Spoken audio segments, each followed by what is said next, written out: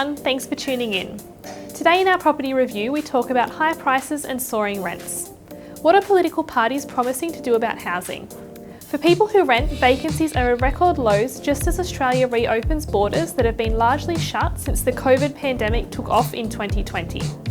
In the upcoming federal election, major and minor parties are proposing policies that could build tens of thousands of social and affordable homes for low-income earners and welfare recipients to rent, as well as the potential to buy homes with deposits much lower than the standard 20%. The latest Domain Rental report has revealed that prices have hit a record high throughout Australia, with the strongest annual growth in 13 years.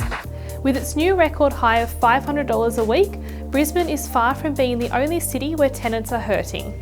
The report for the March quarter of 2022 reveals house rents have surged even stronger in Canberra at 16.7% to what is now the highest national weekly median rent of $700. Rent for houses in Perth have jumped 11.6% to $480, 10.9% in Darwin to $610, 9.1% in Sydney to $600, 8.3% in Hobart to $520, 3.4% in Melbourne to $450, and 9.4% in Adelaide to $465 per week.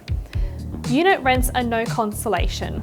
The highest rise of those was in Darwin, up by 16.3% to $500 a week, while Adelaide was up 8.6% to $380, Perth 8.1% up to $400, Canberra 8% to $540, Brisbane 7.5% to $430, Hobart 7.1% to $450, Sydney 6.4% to $500, and Melbourne 4% to $390.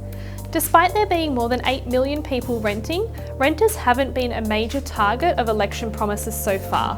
In Australia, roughly a third of people own their home, a third have a mortgage, and a third rent. Currently, about 20% of real estate sales are by investors, but only about 8% of purchases are by investors who will then rent them out, so the situation is expected to get tighter. The number of properties available for rent at the moment is about 30% lower than the average over the past decade. That squeeze means lower vacancy rates and higher rents.